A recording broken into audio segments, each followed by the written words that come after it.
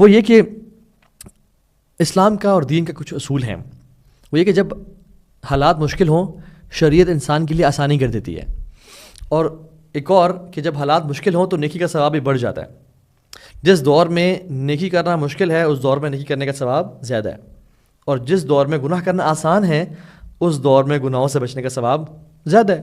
تو یہ شریعت اصول ہے. تو ایک بڑی کمال کی حدیث میں اس سردی کے موسم میں وضو کرنے کے حوالے سے آتا ہے, اور ایک لمبی حدیث ہے, آپ سے میں شیئر کر دیتا ہوں.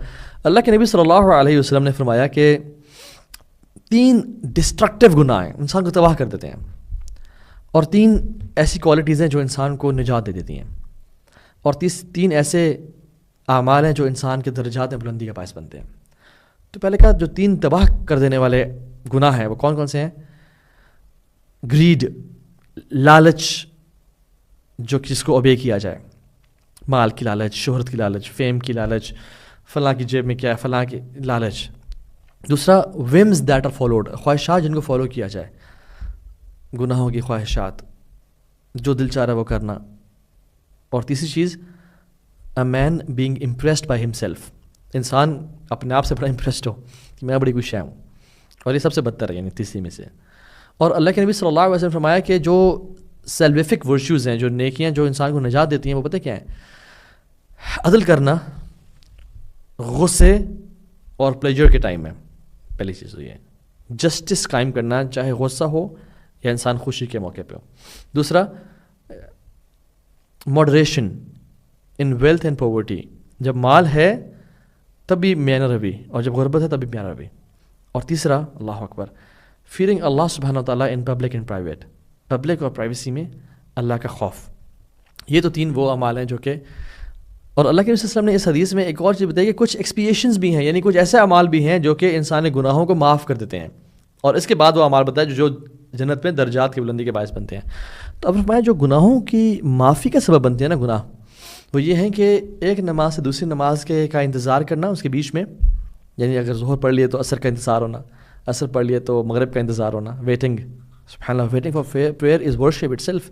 اور جو دوسرا عمل ہے جو کہ گناہوں کی معافی کا باعث بنتا ہے, اور یہ جو عمل ہے صرف ونٹرز میں کیا جا سکتا ہے, وہ یہ ہے کہ ٹھنڈے پانی سے وضو کرنا.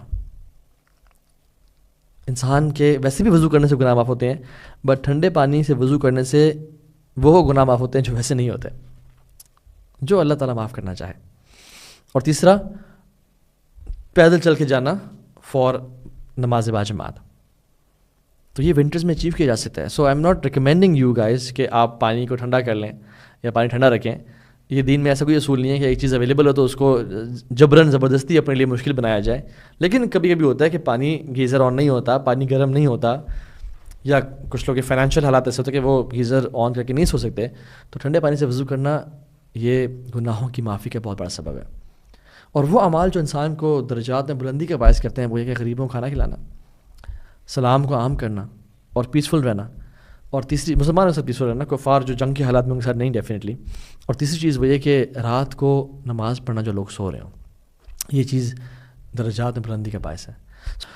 اسی طرح سے عمرو بن عاص رضی اللہ تعالیٰ عنہ ایک لشکر کو لیڈ کرے تھے, اور رات ہو گئی, ٹھنڈا موسم تھا, صحرا کی سردی تھی, تیز ہوا تھی, اور جب فجر کے لیے اٹھے تو ہی ہیڈ اے بیڈ ڈریم, اور ان کو he was in state of جنابہ, تو وضو کرنا تھا.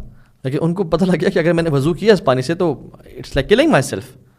تو انہوں نے تیمم کر کے سب کو نماز میں لیڈ کیا, یعنی ہی واز دا امام, اور سب نے نماز پڑھی. تو کچھ لوگوں کو جب پتہ چلا تو انہوں نے یہ کیا بات ہوئی, جنابت کی حالت میں آپ نے تیمم کیا اور ہمیں لیڈ کیا. تو اللہ کے نبی صلی اللہ علیہ وسلم کے پاس جب وہ پہنچے تو شکایت لگائی. تو اللہ کے نبی صلی اللہ علیہ وسلم نے پوچھا کہ عمرو بن عاص یہ واقعہ سچ ہے؟ انہوں نے کہا جی رسول اللہ, میں جنابت کی حالت میں تھا اور سردی بہت زیادہ تھی, میں تو اپنے آپ کو مار دیتا اگر اس پانی سے وضو کرتا میں. تو یہ میں نے تیمم کر کے نماز پڑھا دی سب کو. اور آپ نے کہا کہ یا رسول اللہ قرآن میں خود آتا ہے وَلَا تُلْقُوا بِأَيْدِيكُمْ إِلَى التَّهْلُكَةِ, کہ اپنے ہاتھوں سے اپنی جانیں نہ ظلم میں ڈالو, ہلاک نہ کرو. تو اللہ کے نبی صلی اللہ علیہ وسلم ہی laughed and he stayed silent, یعنی آپ کا جو خاموشی تھی وہ اپروول دا کہ ٹھیک ہے تم نے جو کیا وہ ٹھیک کیا. تو یعنی اس موسم میں جب ایسے حالات ہوں, یعنی کبھی حالات ایسے بن جاتے ہیں کہ جس میں انسان کے لیے بہت ڈیڈلی سچویشن ہو جاتی ہے کہ اگر میں کبھی انسان تبلیغ میں نکلا ہوتا ہے یا کوئی ایسی حالت ہوتی ہے جہاں پہ ایسا حالات بن جاتے ہیں تو اس کو پھر اس معاملے میں یہ ایکسیپشن جو ہے نا وہ کر لینی چاہیے، اور بہتر ہے کہ خود سے فتویٰ نہ دے، کسی عالم یا کوئی مفتی ساتھ ہو تو اس سے پوچھ لیں انشاءاللہ۔ اسی طرح سے ڈیورنگ رین یا سنو فال کے ٹائم پہ عبداللہ بن عمر نے ایک دفعہ اپنے ٹائم میں اذان میں حی علی الصلاۃ کی جگہ پہ بولا صلوا فی رحالکم، صلوا فی رحالکم۔ کسی نے پوچھا کہ آپ نے اس حی علی الصلاۃ کو چینج کر کے یہ کہہ دیا کہ اپنے گھروں میں نماز پڑھو؟ تو کہتے ہیں کہ میں نے خود اللہ کے نبی صلی اللہ علیہ وسلم کو دیکھا کہ آپ صلی اللہ علیہ وسلم مدینہ میں تھے اور بہت ٹھنڈی رات تھی اس دن، تو آپ نے اذان دلوائی اور کہا کہ بلال حی علی الصلاۃ کی جگہ پہ صلوا فی رحالکم بولو، کہ اپنے گھروں میں نماز پڑھو۔ تو ٹھنڈی رات جب بارش ہو رہی ہو تو یہ بھی ایک فارگوٹن سننا ہے کہ اذان میں الفاظ بولے جائیں جب شدید بارش ہو رہی ہے کہ صلوا فی رحالکم، اپنے گھروں میں نماز پڑھو۔ And if you are in مسجد اینڈ اٹ رینز، تو پھر جو امام ہے وہ نمازیں کمبائن کر سکتا ہے۔ فجر آپ ظہر کی نماز کے لیے گئے اور تیز بارش ہو گئی تو امام ظہر اور عصر کمبائن کر سکتا ہے، جو لوگ آئے ہوئے ہیں تاکہ ان کو دوبارہ نہ آنا پڑے، بٹ جو لوگ گھر میں ہیں وہ کمبائن نہیں کریں گے، وہ تو گھر میں ہی آلریڈی، لیکن جو مسجد میں آئے ہوئے ہیں تو they can combine the prayers not at the house. تو اس طرح کی بہت ساری یعنی الحمدللہ ہمیں جو شریعت ہے ہمیں ایز آؤٹ کرتی ہے، اور لیکن اس میں ایک کوشن بھی ہے، وہ یہ کہ سردیوں کے ٹائم پہ ٹائم فریم کافی سکویزڈ ہوتا ہے، مغرب کا ٹائم کافی شارٹ، عصر کا ٹائم کافی شارٹ ہوتا ہے، تو اس ٹائم پہ دیر شوڈ بی نو قضا، اٹس اے میجر سن۔ قضا نہیں کرنے کی چلو میں بھی ایک ہی دفعہ رات کو کٹھے جا کے ساری نمازیں پڑھ لیں گے یا XYZ کر لیں گے، لا الہ الا اللہ، دس از اے میجر سن۔ اوکے فائنلی سو ریپنگ تھنگز اپ، ایک اور پریکٹس جو ونٹرز میں اسلام ہمیں سجیسٹ کرتا ہے وہ یہ کہ رات کو ٹھنڈ کی وجہ سے لوگ ہیٹرز آن کرتے ہیں یا فائر پلیسز میں ووڈ رکھی ہوتی ہے اور وہ جلائی ہوئی ہوتی ہیں۔